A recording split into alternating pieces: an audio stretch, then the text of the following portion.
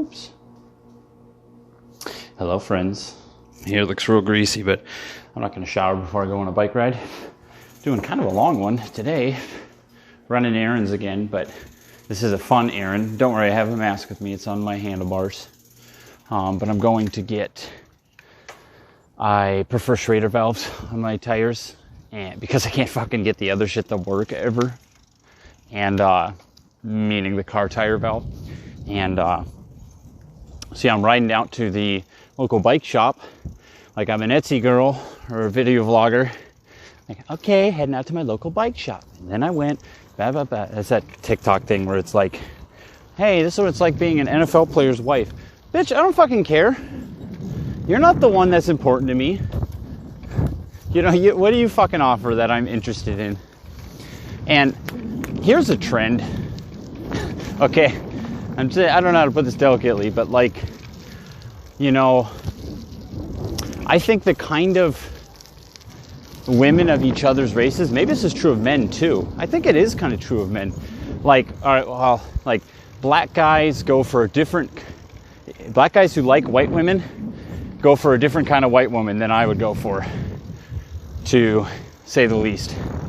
And I think white guys that go for black girls, I've noticed, like I love black women, and it's different than what you'd expect. Or no, it's different than what black men go for. Like, it's a different type. A certain type of white woman attracts black men.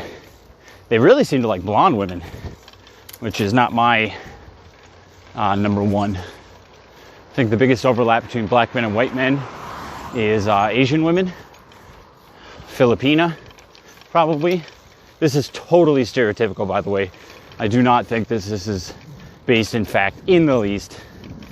But it makes me think, so like, I have a really good friend that I kind of disconnected with recently, and I won't say his name for fear.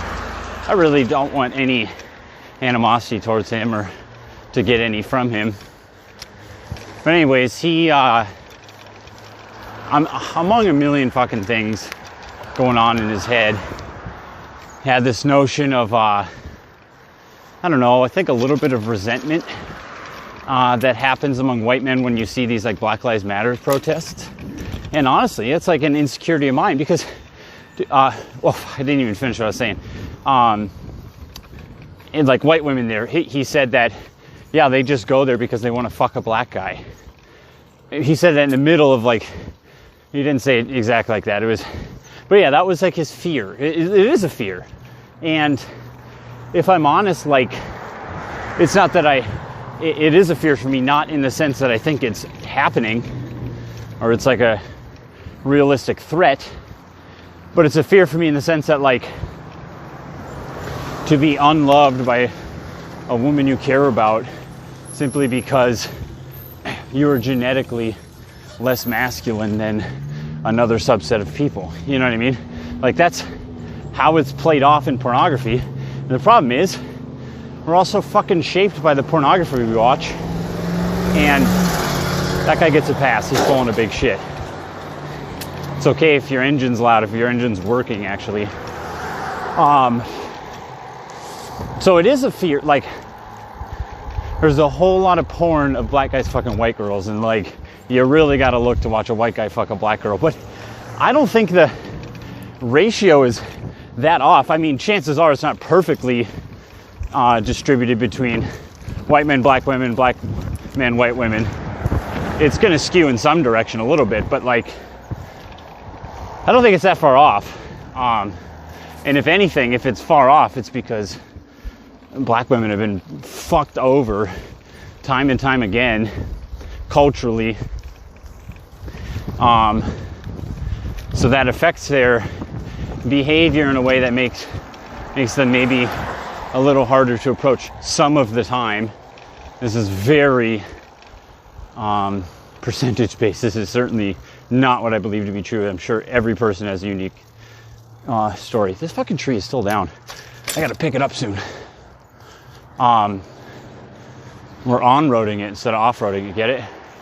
And But there's this fear, and it comes from pornography, and it's perpetuated by our addiction to pornography as internet users. And it's kind of like the cuckold thing. Like, how many men are actually, or the fucking stepsister thing, step-sibling thing. Like, why? It's got to be for a tiny percentage of people that get off on it. It's kind of like the extremism of news outlets. Like, what percentage of people fully believe that, but like, it caters to the hardcore base, and then the people who are more moderate are kind of like, oh, well, whatever, I'll just ignore the part that really weirds me out. So like, when I watch a stepsister porn, I have stepsisters, let me tell you, they're not my type, okay?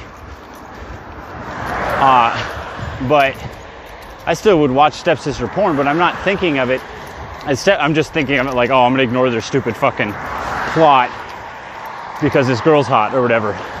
And maybe that's what's going on with people who watch some of these more extreme news sources, is it's like, well, overall, I like what they're doing. I don't necessarily agree with everything they're saying. You know, oh, I'm not attracted to every part of the stepsister porn, namely the stepsister part. And they could say, well, I'm not attracted to all of the news correspondence on Newsmax, namely the racism or the complete insane rhetoric, but they're still around it. And, you know, I think sometimes, like, maybe this would be this is something where the Proud Boys had it right. It's like, we should not be looking at porn. Not the way we do now, or with greater limitations. I don't think there's anything inherently wrong with it, but we just tend to, there's something inherently wrong with us, is what I would say. And we tend to just like abuse it. Watch, this guy's not gonna let me through. Is he gonna let me through? Yes, he is, thank you. Great person. See, Ryan, not everyone's a cunt. Oh, we had such a fun game night last night. Luke's been playing with us. We play Overwatch, and it's been great. I fucking suck at it. BTW. I wonder how noisy it is right now, because a lot of traffic going by. Thank you. Gotta give him a wave. You're in Georgia. It's a cardinal sin if you don't wave. It is so nice out, dude. I can't even explain how nice it is. You know, I feel, I hope these cars aren't too loud for you. I really do. I hope that, what was I saying? I feel so happy with Michaela that if I saw Meredith, I just don't think I'd be troubled at all. I wouldn't be like, even the feeling of like rubbing my happiness in her face is dwindling. Trust me, it's still there. And I know that's not good. But that's a hard one to get rid of. And it can also be motivating. So it's like, well, it's pushing me to do well. But I know it's not good. Anyways, I'm just so happy with Michaela. And I think it'll really be tested when we get back into school. Which worries me a little bit, but well, I don't know. I feel just really calm with Michaela too. Like, it's a different, I don't feel so desperate to cling to her, even though I feel really strongly about her. Like, I just feel like, it's really different. Like, I don't know, this is not, there's so many ways to interpret me saying this, but, and I don't even know how to interpret it, but it's like, if I found out she cheated on me, granted,